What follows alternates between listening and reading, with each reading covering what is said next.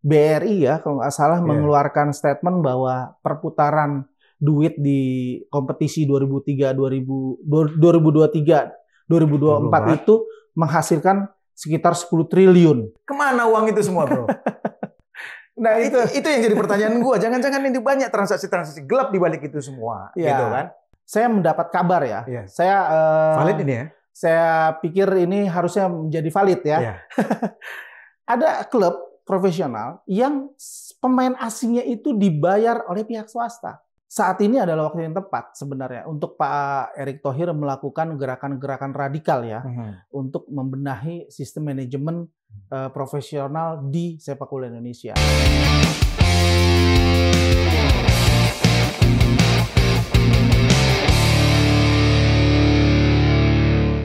Assalamualaikum warahmatullahi wabarakatuh. Salam olahraga. Sobat Forum, berjumpa lagi dengan saya Ricky Daulay yang akan membahas tentang sepak bola Indonesia secara keseluruhan. Hari ini kita ada Bro Rafael. Gimana kabarnya Bro Rafael? Wartawan olahraga, bro. Oh iya, wartawan olahraga. Sorry. Siap. Sorry guys. Assalamualaikum warahmatullahi wabarakatuh. Salam olahraga.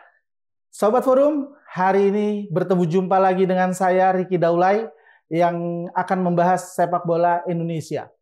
Hari ini kita ada kedatangan wartawan olahraga Forum Keadilan. Bro Rafael, gimana kabarnya? Sehat, bro. Apa kabar, bro Ricky? Mantap, ketemu juga nih. Ketemu juga. Bro Rafael, hari ini kita mau main isu apa ini? Isu sepak bola tentang apa ini? Nah, gini bro, gue itu sebenarnya itu banyak sekali pertanyaan menggelitik di kepala gue berkaitan dengan sebenarnya lu itu kan selain jadi jurnalis ya, tapi juga pernah mengenyam sebagai pemain profesional. Betul. Di level profesional gitu. Jadi, lu tahu dari pengalaman lu maupun dari teman-teman lu gitu sesama pemain di klub gitu, dinamika khususnya industri sepak bola tanah air, brother. Iya. Ada sesuatu yang mengganjal di pikiran gua. Kita sama-sama tahu animo masyarakat Indonesia terhadap timnas itu kan besarnya luar biasa, bro. Betul. Besarnya luar biasa gitu. Nah, di bayangan gua, animo atau antusiasme yang besar itu seharusnya berbanding lurus dengan kehidupan klub-klubnya gitu.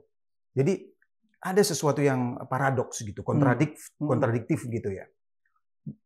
Di satu sisi animonya besar gitu, namun klubnya itu kayaknya rentan banget dengan masalah finansial. Gitu. Jadi kalau di luar sana kan wujud dari animo masyarakat itu terlihat tidak hanya di timnas gitu, tapi di klub-klub gitu juga. Betul. Ini apa sih yang terjadi sesungguhnya gitu, bro? Itu yang gue bertanya ke lo sebenarnya. Jadi lo jangan nanya gue. Kali ini gue pengen tanya lo karena lo kan mantan pemain profesional gitu. Apa sebenarnya yang terjadi? Ya, memang sebenarnya kalau bisa dibilang ya, Bro Rafael ya. Kalau sepengalaman saya dan sepengetahuan saya serta interaksi saya dengan teman-teman yang masih berada di dunia sepak bola hingga saat ini, sistem kompetisi yang sebenarnya sudah bagus dalam tanda kutip sebagai sarana untuk kontestasi atau bersaing secara klub itu sudah bagus. Tetapi yang harus kita garis bawahi adalah secara finansial, secara transparansi, dan secara pertanggungjawaban itu bagi klub-klub, khususnya klub-klub profesional di Indonesia, itu saya tidak pernah mendapatkan sesuatu yang menurut saya itu merupakan pertanggungjawaban klub terhadap publik. Gitu. Maksud lu laporan keuangannya gitu? Termasuk itu hal yang mendasar dari bisnis. Kalau kita bicara industri kan tentu kita bicara B2B, artinya business to business kan istilahnya kan. Nah, ketika kita bicara bisnis, pasti kita bicara tentang laporan keuangan. Bahkan kemarin-kemarin tuh Bro Rafael kita dengar startup menjamur di mana-mana. Landasan orang mau berinvestasi di startup itu kan adalah laporan keuangannya, laporan akuntansinya. Nah, ini yang saya tidak pernah melihat. Bahkan ketika saya menjadi pemain profesional hingga saat ini, saya belum pernah melihat sebuah klub yang memang mereka mempublikasikan keuangannya selama satu musim. Yang saya tahu cuma Bali United, karena itu pun baru IPO, Dari bro. IPO. Iya, karena dia listing di Bursa Efek kan, benar, gitu. Itu salah satu syarat. Itu gitu. salah satu syarat. Benar. Nah, kembali lagi, kenapa industri dibilang industri sepak bola, tetapi perilakunya tidak seperti sebuah industri? Mengapa? Gitu. Ini pertanyaan besarnya nih, mengapa? Gitu. Harusnya kan ya namanya industri kan harus profesional, dikatakan profesional. Betul. Mengapa hanya Bali United yang melakukan itu? Ya, ada masalah apa di situ? Sorry. Ya, kembali lagi sistem kompetisinya dibuat, tetapi sistem industrinya, kalau menurut saya pribadi, itu tidak dipersiapkan secara fundamental. Kalau kita bicara tentang laporan keuangan, kan berarti kita bicara hal-hal yang fundamental kan, seperti laporan keuangan uang yang masuk dan kemudian uang yang keluar gitu loh. Itu saya tidak melihat itu di dalam pembinaan PSSI ke klub gitu loh. Kalau misalnya kita bicara tentang sertifikasi pelatih yang istilahnya untuk melatih sebuah tim harus punya sertifikasi, misalnya Liga 1 harus punya sertifikasi A Pro AFC misalnya kan. Itu memang sudah bagus, harus kita akui kalau itu. Tetapi di sisi yang berbeda, sepertinya PSSI, entah saya tidak tahu ya, saya hanya menduga PSSI ini lupa atau sengaja pura-pura tidak ingat gitu loh. Tentang pentingnya sistem manajemen. Padahal selain pembinaan, pengawasan pun ada di mereka kan? Betul. Karena PSSI sebagai wadah instansi yang diberikan kekuasaan penuh oleh pemerintah Indonesia untuk mengurus sepak bola profesional Indonesia. Gitu. Sebelum kita jauh ke sana, gue pengen belajetin dulu sedikit ini. Setiap klub itu kan ada sumber pemasukannya, bro. Iya. Nah, kalau PSSI pasti kalau nggak salah 5 miliar ya, bro, ke masing-masing klub. Iya. Dari PSSI gitu, masuk ke masing-masing klub itu 5 miliar. Sekitar 550 juta per bulan selama 10 bulan. Satu musim kompetisi. Artinya 5 miliar. Dalam satu musim kompetisi 5 miliar. Iya. Nah, selain dari PSSI, sumber income dari sebuah klub itu datangnya dari mana sih, bro? Pasti hak siar dan sebagainya. Mungkin bisa dijelaskan, bro, karena lu kan berpengalaman di situ. Ya, yang saya tahu yang pertama adalah tiket ya. Tiket ketika kita bermain di kandang. Klub tersebut bermain di kandang gitu. Bahkan beberapa klub yang saya riset itu seperti Arema, itu sudah memberlakukan tiket musiman gitu loh. Seperti di luar sana ya? Seperti di luar negeri sana gitu loh. Nah, kemudian ada juga dari merchandise. Misalnya baju-baju, kemudian muk-muk atau hal-hal yang berkaitan dengan klub tersebut gitu loh. Tetapi kembali lagi Bro Rafael, menurut saya hal-hal yang terjadi tempat untuk klub mendapatkan uang itu tidak berdampak signifikan menurut saya kepada keuangan klub gitu loh. Tidak berdampak signifikan atau memang sengaja ditutupi seolah-olah tidak cukup? Nah, ini dia menarik sekali karena dari saya mengutip salah satu pengamat sepak bola nasional yang mengatakan bahwa untuk satu musim Liga 1 itu membutuhkan dana sekitar 50 miliar. 50 miliar? 50 miliar. Dalam satu musim kompetisi? Dalam satu musim kompetisi. Nah, sementara tadi Bro Ricky bilang dari PSSI kasih suntikan 5 miliar untuk satu musim kompetisi. Untuk satu musim kemudian ada pemasukan lain, ada merchandise, ada hak siar, ada tiketing, dan bisnis-bisnis lainnya lah yang dilakukan oleh klub gitu. Sampai nggak sampai ke angka 50 itu, bro? Pengalaman lu atau apa yang lu lihat atau cerita dari teman-teman lain? Kalau agak sulit. Kalau menurut saya untuk sampai ke angka ideal itu klub-klub profesional, karena kita tahulah kemarin Desember kemarin, nggak usah kita tarik terlalu jauh ya. Desember 2023 kemarin, Bro Rafael, itu klub yang juara Liga PSM Makassar. Betul. Itu mengalami kendala penunggakan gaji. Bahkan bukan hanya pemainnya, sampai ke officialnya. Rentangnya antara 3 sampai 6 bulan. Dan itu sempat viral itu di media massa dan di medsos gitu loh, Bro Rafael. Juara bertahan gitu loh. Juara bertahan. Nah, apa yang membuat itu seperti itu? Nah, ini dia kembali lagi kalau saya tidak akan kita di sini tidak bicara benar atau salah ya, Bro Rafael ya. kita bicara tentang bagaimana sebenarnya PSSI harus memiliki perhatian lebih terhadap sistem manajemen klub-klub profesionalnya sendiri gitu loh. Bukan kalau kita cerita prestasi, baiklah timnas bagus dan yang lain-lain ya. Tetapi kita lihat di sisi manajemen klubnya sendiri, profesionalnya sendiri, itu kita melihat tidak adanya mereka tidak aware terhadap keuangan manajemen klub profesionalnya sendiri gitu loh. Nah, kita bisa bayangkan bagaimana sebuah unit bisnis itu bisa maju ketika sistem manajemennya nggak ada gitu loh, Bro Rafael gitu loh. Kita nggak perlu jadi ahli ekonomi kan untuk mengerti itu kan. Manajemen itu tidak ada karena memang tidak diatur dalam regulasi. Regulasinya belum ada atau gimana sebenarnya? Nah, sebenarnya ada kalau di di Eropa dibilangnya namanya financial fair play, ya kan? Nah, itu di Liga Indonesia juga ada bahwa mereka tidak boleh mengeluarkan uang untuk pemain dalam batas ambang berapa miliar gitu loh. Untuk konkretnya untuk jelasnya saya lupa nilainya.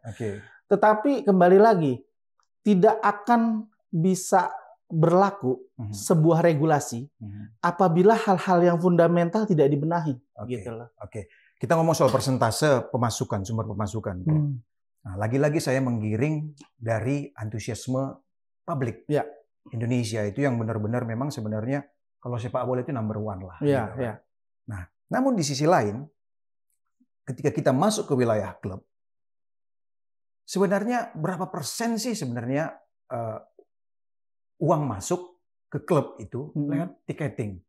Setahu Bro Ricky, kita pengen tahu nih, jangan-jangan lu antusiasme cuma hanya ke timnas doang nih. Nah, tapi sebenarnya kita lihat kan ada Jackmania, kemudian Bobotoh dan sebagainya dengan berbagai nama-nama home base-nya itu kan sebenarnya fanatik-fanatik semua. Betul, gitu, betul. Artinya apakah memang tiketing yang terlalu rendah menyesuaikan terhadap kemampuan daya beli masyarakatnya gitu. Apa itu salah satu itunya? Tapi sebelum itu jawab dulu, Bro. Berapa persen dari tiketing itu bisa masuk ke itu maupun merchandise? Ya, asumsi saya itu nggak lebih dari 20%. Bang. Untuk dampak dari penjualan tiket dan penjualan merchandise itu mungkin hanya 20% untuk masuk ke dalam keuangan klub gitu loh. Jadi makanya saya bilang itu pun dengan catatan klub kayak Persija yang mereka memiliki supporter fanatik, Persib, Persebaya, ya kita nggak tahu di Barito Putra mungkin yang nonton itu belum tentu nyampe 10.000 kalau pertandingan kandangnya gitu loh. Dan klub-klub yang lainnya juga mungkin seperti itu gitu loh. Jadi menurut saya ada missing link dalam industri yang dibilang industri sepak bola Indonesia itu ada missing link bahwa ketika tiketing, merchandise, hak siar itu memiliki kontribusi yang tidak signifikan, akhirnya pertanyaannya, mereka klub-klub profesional Liga Indonesia ini akan mencari sponsor swasta. Pertanyaannya, seberapa besar pengaruh sponsor swasta ini kepada keuangan klub? Karena saya mendapat kabar saya valid ini ya. Saya pikir ini harusnya menjadi valid ya. Ada klub profesional yang pemain asingnya itu dibayar oleh pihak swasta. Jadi dia seperti ada 3 pihak, klub, pemain, dan pihak swasta. Nah, mungkin kompensasinya itu pihak swasta ini mendapatkan semacam penempatan branding di kostimnya, kostim klub tersebut.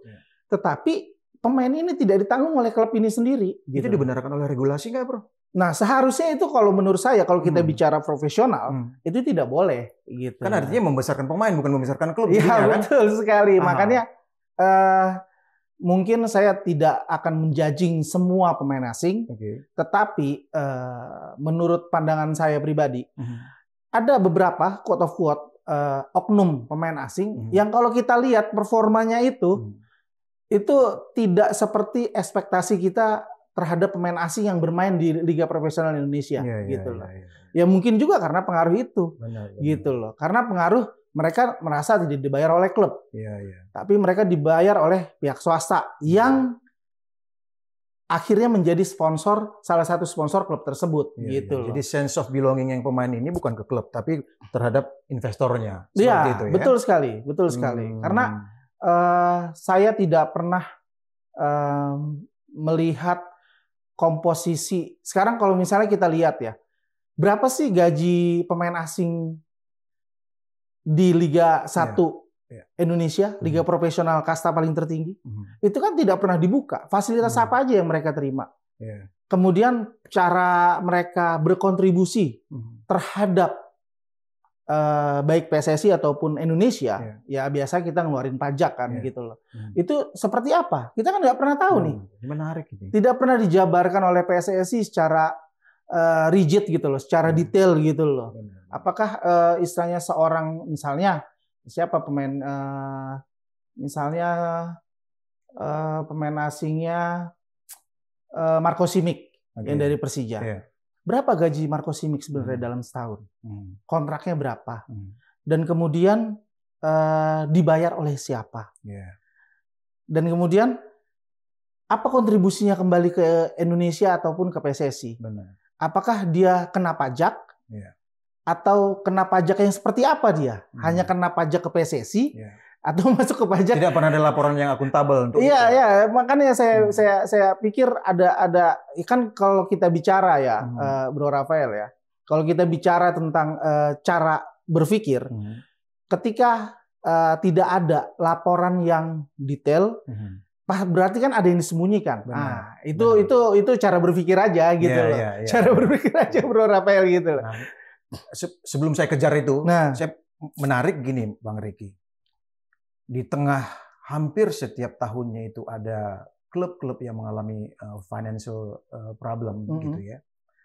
Tapi di sisi lain, klub-klub yang notabene quote and quote ini sebenarnya yang sebut saja lah PSM, Persija, kemudian PSS Semarang, yang 3 klub besar ini yang dari sejarahnya memang sudah besar dari dulunya gitu. Itu bisa melakukan transfer pemain yang luar biasa gitu. Katanya lu kagak punya duit, tapi begitu masuk bursa transfer, lu bisa mecah-mecahin rekor transfer gitu. Itu dari mana duitnya gitu. Nah, ini yang kembali lagi ya, kalau menurut saya tidak adanya transparansi keuangan klub ya, Bro Rafael ya. Kalau di luar negeri, kita tahu transfer misalnya kayak transfer Philippe Coutinho dari Liverpool ke Barcelona. Itu ada klausulnya. Dan itu dipublish. Artinya Barcelona bayar misalnya, saya kurang tahu, tapi kita analogikan, dia bayar 3 termin. Termin pertama dia bayar 100 juta US dollar misalnya. Termin kedua, di tahun keduanya dia bayar sekian, dan tahun ketiganya mungkin pelunasannya. Nah, di Indonesia kita tidak pernah melihat hal itu terjadi. Padahal melalui apa dibilangnya transfer market ya, nilai-nilai pemain itu udah di atas 5 miliar loh rata-rata. Apalagi pemain tim nasional untuk pemain lokal. Kita bisa bayangkan untuk pemain asingnya gitu loh. Jadi agak aneh kalau menurut saya dengan nilai, apalagi BRI ya kalau nggak salah mengeluarkan statement bahwa perputaran duit di kompetisi 2023 2024 itu menghasilkan sekitar 10 triliun. 10 triliun, Bro? Iya, sekitar 10 triliun. Itu hasil mereka yang ngeluarin ininya loh. Oke, itu perputaran uangnya ya? Itu perputaran uang, cash flow-nya. Nah, itu besar nggak, Bro, untuk kategori liga kita? Ya, kalau menurut 10 saya triliun. 10 triliun itu sangat besar. Sangat besar. Sangat besar.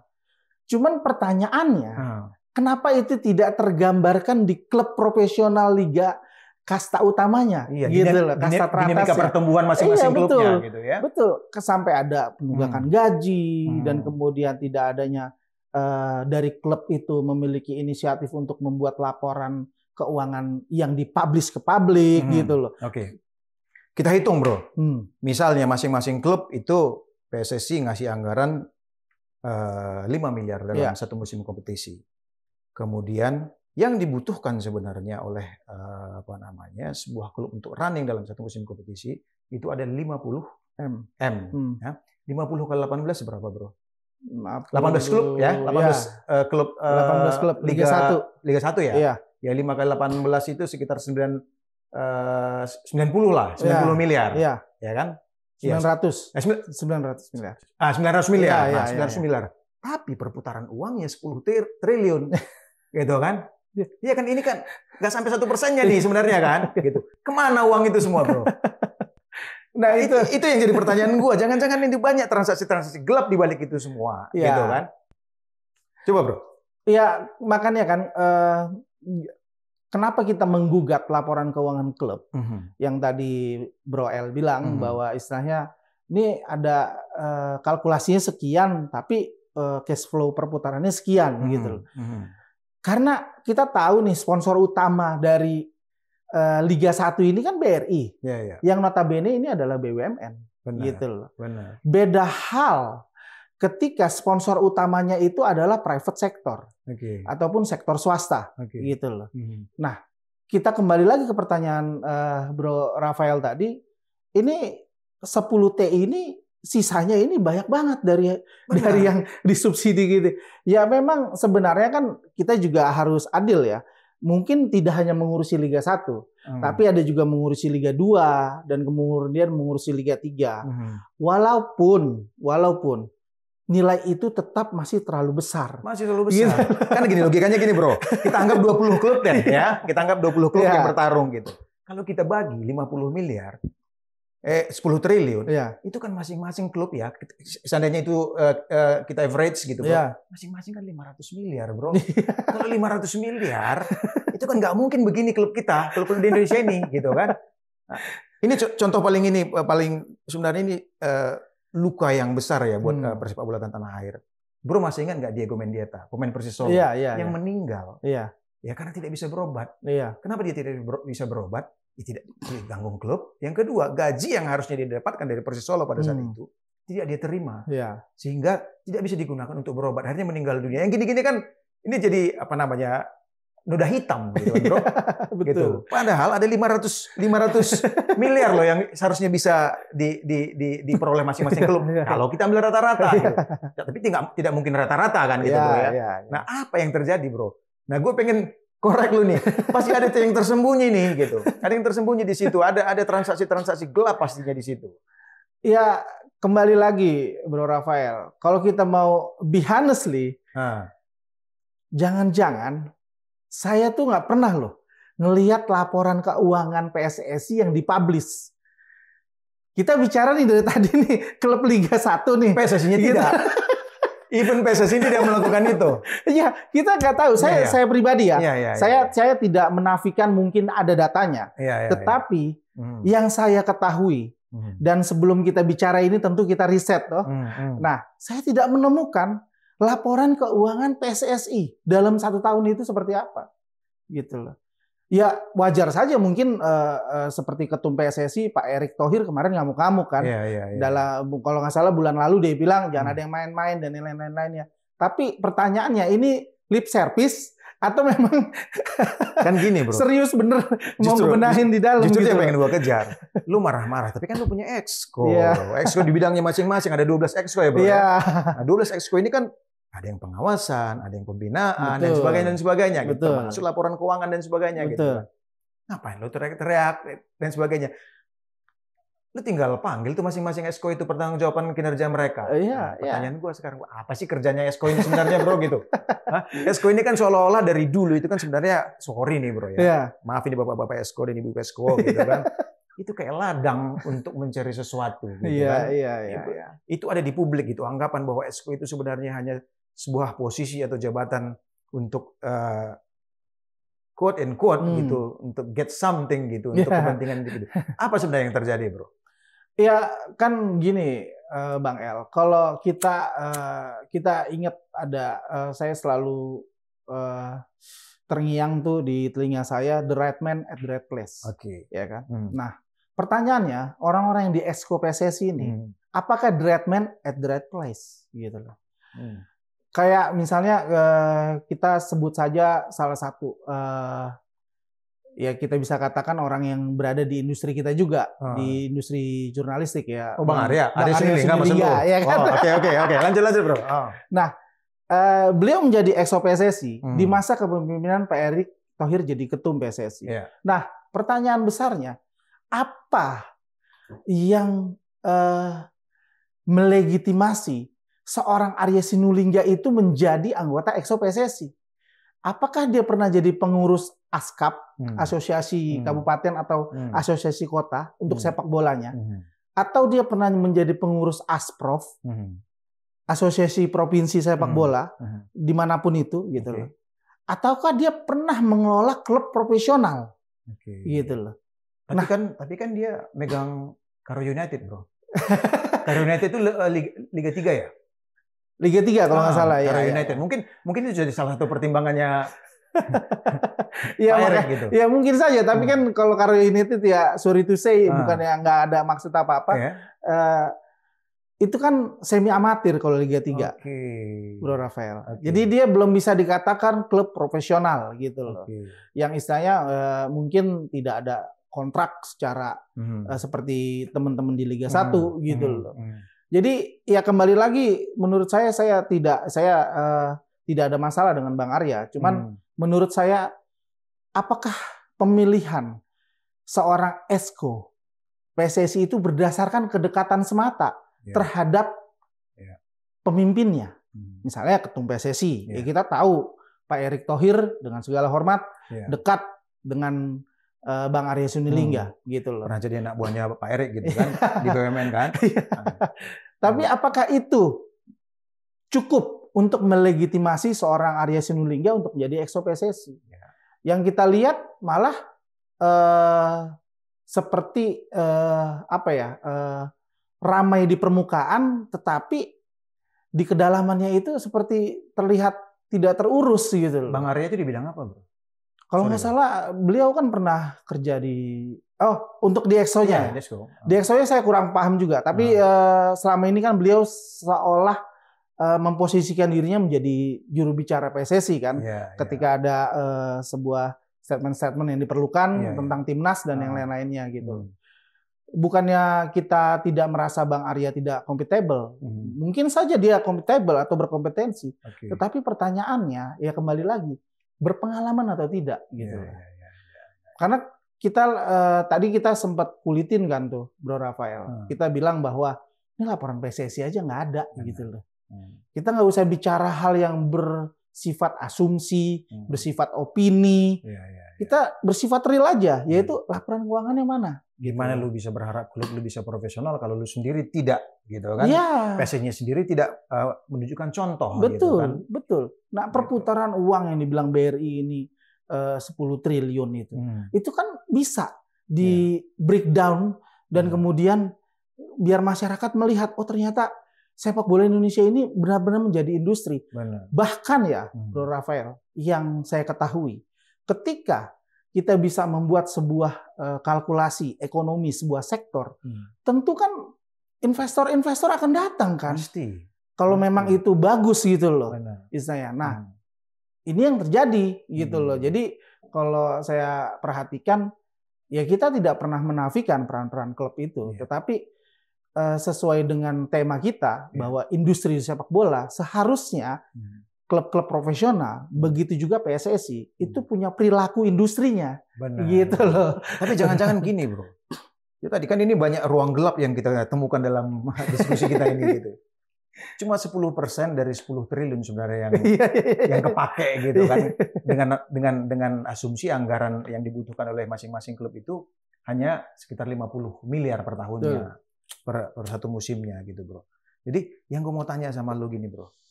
Jangan-jangan keterlibatan para investor ini pun ada sebenarnya, gitu dalam bentuk apa dan sebagainya kita nggak tahu. Cuma memang karena laporan keuangannya nggak pernah dibuka, jadi kita tidak tahu. Seperti itu kan? Jadi Bro Ricky tadi menjelaskan ke saya seperti itu kira-kira gambarannya kan, gitu.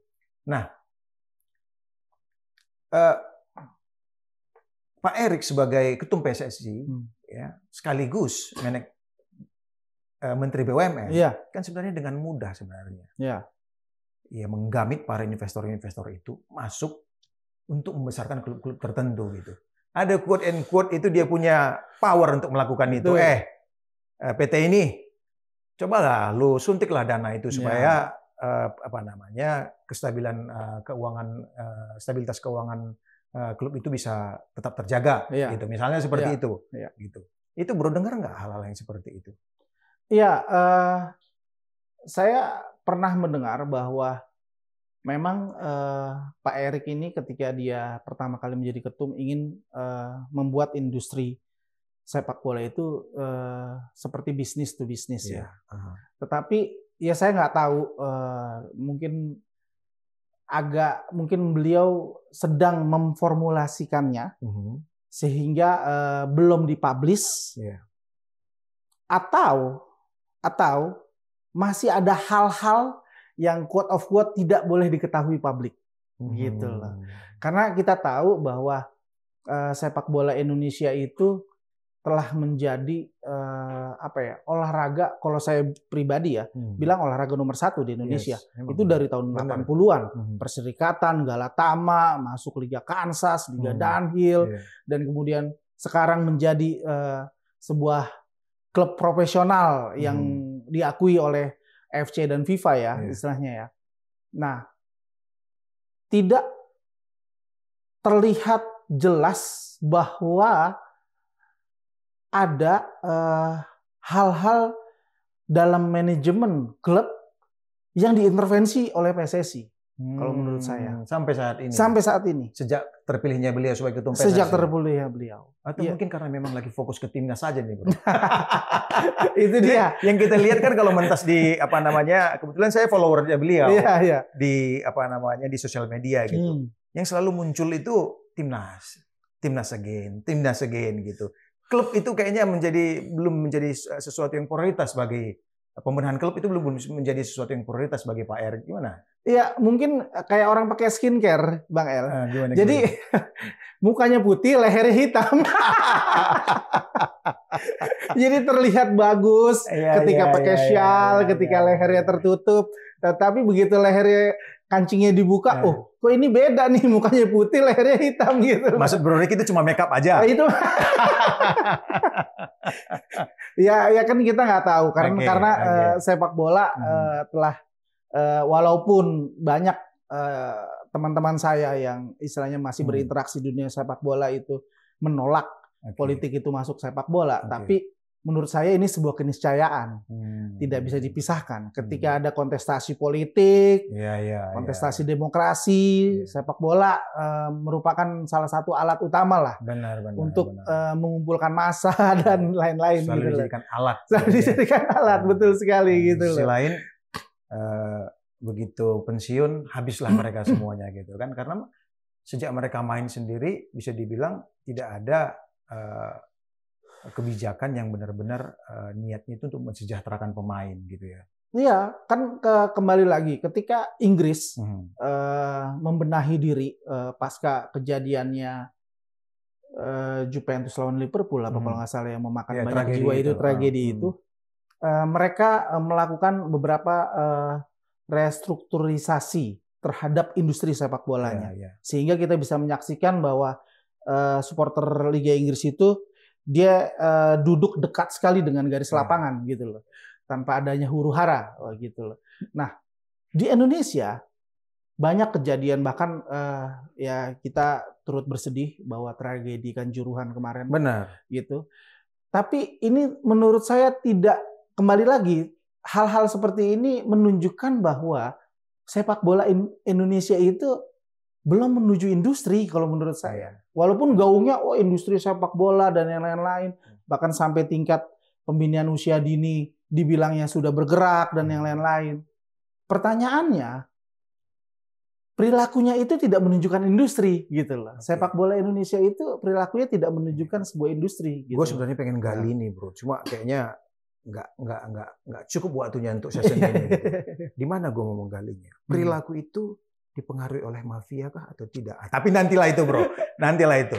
Jangan-jangan perilakunya itu seperti itu terus karena memang sudah dipagari oleh para mafia. Nah, Pak Erik mungkin belum bisa masuk ke situ, menyentuh ke situ. Tapi next podcast kita bahas itu. Kita lebih kepada industrinya dulu deh, bro. Gitu. Nah, lu kan pernah di Madura United. Di Persikota Tangerang. Persikota, oke. Nah, hal yang sama lu alamin juga nggak waktu itu, bro? Justru saya itu di Persikota kan tahun 2005 ketika di kontrak profesional.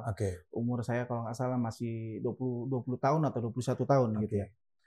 Di situ saja kita sudah merasakan glamornya dunia sepak bola sebenarnya, bro ya. Glamor dalam bentuk apa nih? Dalam bentuk kapital. Kita sudah mendapatkan gaji yang luar biasa, kontrak yang luar biasa, fasilitas yang luar biasa, selayaknya pemain pro, gitu loh. Itu ketika kita bicara fasilitas sarana dan prasarana di klub. Cuman kembali lagi, saya tidak pernah melihat ada klub, bahkan di zaman saya, itu mempublikasikannya, ya kembali lagi kita bicara tentang industri, tentu kita bicara tentang laporan keuangan. Tidak ada sama sekali yang bicara tentang laporan keuangan. Bahkan ketika kemarin saya riset sebelum kita memulai podcast ini, itu hanya Bali United, itu pun laporan keuangan yang ada di Bursa Efek. Bukan laporan keuangan yang memang dibuat oleh mereka secara detail gitu loh. Nah, saya melihat bahwa ini menjadi bukan hanya PR Pak Erick Thohir ya, tetapi ini PR pemerintah juga gitu loh. Karena sponsor utamanya ini adalah BUMN, dan BUMN ini tentu badan usaha milik negara kan. Yang mencari profit. Nah, dia mencari profit dan dia menggunakan keringat rakyat kan. Uang yang didapatkan dari uang BUMN ini kan dari keringat rakyat, dari pajak dan yang lain-lain. Jadi saya pikir pertanggungjawaban itu harus konkret gitu loh. Kalau misalnya kita bicara private sector, misalnya Liga Inggris dibiayai sama perusahaan swasta terkemuka, itu tidak ada masalah. Itu bisnis to bisnis. Itu urusan mereka. Tetapi ketika sebuah badan usaha milik negara mengintervensi kompetisi profesional, ya menurut saya 18 klub yang ada di Liga 1 dan kemudian saya kurang tahu jumlah klub di Liga 2 yang sponsornya juga Pegadaian, yang BUMN juga. Nah, itu mana pertanggungjawaban publiknya? Intervensinya maksud lu apa, bro? Intervensi BUMN terhadap kelangsungan PSSI itu, atau kan klub itu di bawah PSSI kan? Intervensinya di mana? Ya, intervensinya adalah sponsor utama mewajibkan klub-klub profesional yang ada di dalam kompetisi yang mereka sponsori untuk membuat laporan keuangannya, mempublish laporan keuangannya, gitu loh. Kita nggak pernah tahu, makanya terjadi kasus yang tadi Bro Rafael bilang, pemain asing ditunggak gajinya, sakit di Indonesia dan akhirnya meninggal di Indonesia, gitu. Walaupun terkompensasi, PSSI bertanggung jawab dengan mengirimkan jenazahnya ke kampung halamannya, gitu ya. Kompensasinya hanya itu aja. Bro, ini ada yang apa namanya yang sebenarnya bagi saya itu krusial, gitu ya. Anggaplah Esko dan ketumnya ini tidak menjadi bagian dari upaya untuk benar-benar menciptakan lingkungan institusi sepak bola yang seharusnya, gitu kan. Dan itu dampaknya kan terhadap pemain secara langsung, pasti itu, gitu. Ya. Kalau saya nggak salah, ada asosiasi pemain kan, bro? Ada. Kenapa mereka jarang berteriak? Nah, ini dia. Kembali lagi, walaupun asosiasi pemain yang kalau nggak salah ya, mungkin boleh dikoreksi oleh para pemirsa. Sekarang tuh dipimpin oleh Andri Tani kan? Andri Tani ya, kiper Persija, legend Persija, simbol dari Persija Jakarta. di bawah kepemimpinan Andri Tani dan sebelumnya kalau nggak salah Ponario Astaman juga pernah. Itu sudah mulai bagus kalau menurut saya dalam memperjuangkan hak-hak pemain ya. Iya, Ponario saya ingat bro itu agak aktif orangnya. Agak aktif dia ya. Oke. Tetapi kembali lagi, seberapa jauh mereka bisa bersuara lantang? Kalau kita kan melihatnya begitu kan, gitu. Kalau memperjuangkan, ya betul dengan berbagai statement, konferensi pers dan yang lain-lain. Tapi apakah hanya itu batasan melindungi pemainnya? Gitu loh. Apakah bisa bersuara lebih lantang lagi? Seharusnya kalau menurut saya bisa, gitu loh. Bisa sekali kalau menurut saya gitu. Seperti yang dilakukan oleh teman-teman teman-teman PSM, para pemain dan manajemennya mogok. Gitu. Artinya kalau semua klub melakukan itu kan nggak jalan ini barang, liga nggak jalan gitu kan. Gitu. Artinya itu memberikan pesan kepada PSSI gitu maupun kepada negara gitu bahwa ya, kami pun perlu kesejahteraan, kami pun perlu diperlakukan sebagaimana mestinya, kan seperti itu. Betul. Itu pesan itu harus kuat, gitu kan? Betul. Ya kembali lagi, kalau kita bicara tentang perlindungan pemain, kan sampai sekarang kita tidak pernah bisa menemukan solusi bahwa pasca pemain-pemain ini pensiun, itu akan menjadi apa? Oke, PSSI menyiapkan wadahnya menjadi pelatih. Setiap pemain tim yang pernah bermain dengan tim nasional itu akan mendapatkan privilege untuk mendapatkan sertifikasi pelatih. Tetapi yang menjadi masalah, PSSI juga membuka ruang itu untuk sipil. Artinya orang-orang yang tidak punya pengalaman di sepak bola, yang penting punya uang dan dia tertarik dengan sepak bola, dia bisa mengikuti kursus tersebut gitu, mengambil sertifikasi. Nah, ini yang membuat saya, kalau menurut saya, peran perlindungan pemain itu menjadi penting di sepak bola Indonesia, gitu loh Pak. Kita bisa tahu kemarin ketika ada kasus PSM Makassar, saya tidak mendengar Asosiasi Perlindungan Pemain ini bersuara lantang. Bersuara, benar. Gitu. Harusnya kan ada momentumnya gitu kan. Iya. Momentumnya seperti itu terjadi terhadap PSM, Persija dan sebagainya gitu. Itu disuarakan gitu. Bahkan sebelum itu terjadi pun harusnya sudah tegas menyuarakan itu. Gini bro, gue itu beberapa waktu lalu itu gue ada periode tertentu itu sering main sama teman-teman atau senior PSSI dulu gitu kan. Ada Bang Ferry Sandria, gue main di Petak Sinkian bro, gitu kan. Jadi ada Bang Ferry Sandria di situ, ada Pak Om Rulinere di situ main dan sebagainya gitu kan. Kita main setiap Sabtu itu. Tahu nggak bro yang gue bikin miris? Habis main, cepet gitu, anjrit, gue bilang. Benar. Waduh, apalagi Rulinere kan dari gue kecil gitu kan. Waduh, itu salah satu pemain idola gue gitu kan. Miris gue ngelihatnya bro gitu kan. Artinya itu kan tidak perlu terjadi kalau memang manajemen industri sepak bolanya memang dibangun secara benar gitu kan bro. Betul sekali Bro El. Ya itu yang kembali lagi saya bilang. Kenapa tidak menunjukkan perilaku industri sepak bola Indonesia?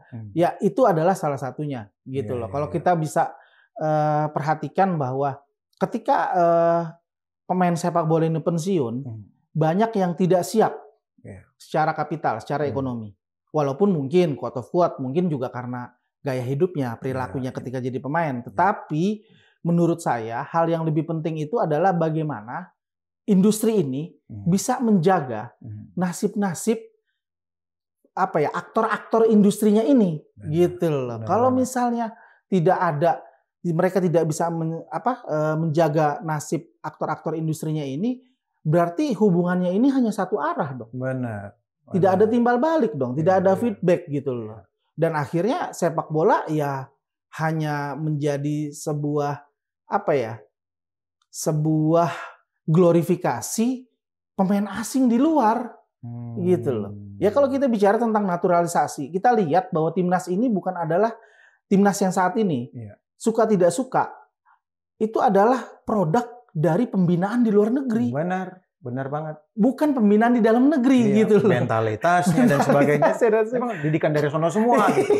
Ya karena kalau kita bicara soal target, memang orang-orang ini yang kita butuhkan. Betul gitu. Sekali. Ya, di satu sisi kita dukung 1000% atau 1.000.000% Oh iya, 1.000.000%. gitu untuk prestasinya timnas. Ya. Gitu. Tapi jangan lupakan klub juga. Itu dia gitu loh, bahwa ada alarm, ada warning terhadap sistem manajemen sepak bola di Indonesia sendiri. Itu harus diakui dengan adanya naturalisasi yang luar biasa di era Sintayong ini gitu loh. Itu kan ada kalau menurut saya itu linear gitu loh.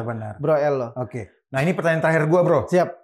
Kapan gitu? Kalau kita ngomong soal timeline gitu kan. Kapan kira-kira menurut lu waktu yang paling tepat bagi Pak Erik benar-benar gitu memberikan effortnya untuk melakukan pembenahan terhadap klub-klub ini lewat regulasi kah, gitu kan? Mungkin ada regulasi tapi belum dijalankan dan sebagainya gitu. Kita anggaplah sekarang ini Pak Erik itu lagi fokus benar untuk timnas. Timnas, gitu. oke. Kapan kira-kira waktu yang paling tepat Pak Erik itu masuk ke sana gitu, benar-benar masuk ke sana gitu dan kelihatan gitu nanti, kelihatan performa di klub dari sisi keuangan itu udah kelihatan gitu. Ya kalau menurut saya saat ini adalah waktu yang tepat sebenarnya untuk Pak Erick Thohir melakukan gerakan-gerakan radikal ya untuk membenahi sistem manajemen profesional di sepak bola Indonesia. Karena kenapa? Kita terlihat sekali euforia dari masyarakat Indonesia terhadap sepak bola Indonesia dan yang kemudian itu menjadi sebuah stimulus kalau menurut saya untuk Pak Erick Thohir itu berani mengambil langkah radikal melakukan intervensi-intervensi kepada klub-klub yang profesional tetapi tidak profesional gitu loh. Misalnya kita tahu Jepang itu penduduknya lebih sedikit daripada Indonesia. Tetapi kenapa liga mereka lebih maju daripada liga di Indonesia? Gitu loh. Karena mereka serius melakukan sistem manajemen dimulai dari mana? Dari kampus-kampus gitu loh, Bro El. Nah, di Indonesia dulu ada namanya Liga Mahasiswa. Yang menurut saya itu bisa menjadi sebuah prototipe dalam sistem manajemen sebuah klub gitu loh. Walaupun mungkin ada kadarnya, levelnya. Ketika dia naik ke level profesional tentu harus disesuaikan proporsional kebutuhan klub profesional gitu loh. Tapi membandingkan liga kita dengan liga Jepang kayaknya belum apple to apple. Di level Asia Tenggara saja kita masih kalau nggak salah cuma 8 klub ya bro yang diakui oleh AFC di Indonesia. Iya betul, cuma 8 klub yang bisa dibilang masuk klasifikasi sebagai klub profesional di AFC di Asia. Dari 18 klub kan yang sekarang ada di Liga Utama. Nah, itu juga jadi PR tersendiri sebenarnya. Benar. Kenapa dia bisa berkontestasi ketika dia tidak memenuhi syarat AFC? Ketika dia juara nih, tapi tidak memenuhi klasifikasi. Berarti yang dikirim yang memenuhi klasifikasi dong. Bukan yang juaranya. Itulah anomali sepak bola Indonesia. Itulah anomali sepak bolanya Indonesia. Ya, tapi kita tidak bisa kita selalu bersuara seperti ini. Semoga ini kemudian menjadi diskursus gitu ya, yang bisa melahirkan solusi gitu supaya ke depan itu persepak bolaan tanah air itu tidak hanya mendapat tempat yang paling utama di level timnas saja gitu, menjadi dilulukan, tapi kan pondasinya itu ada di klub semua gitu kan ya bro ya. Betul sekali bro El. Dari gue cukup itu bro. Nanti yang lain kita gali lagi bro. Baik, terima kasih Bro Rafael atas diskusinya. Ini diskusinya ngeri-ngeri sedap ini kita. Oke, mungkin sampai di sini dulu Sobat Forum diskusi pada podcast kali ini. Mudah-mudahan kita berjumpa lagi di diskusi podcast selanjutnya di podcast Libero ini Sobat Forum. Dan ingat bahwa apa yang kami diskusikan di podcast ini semata-mata untuk kemajuan sepak bola Indonesia. Terima kasih. Salam olahraga. Thank you, bro.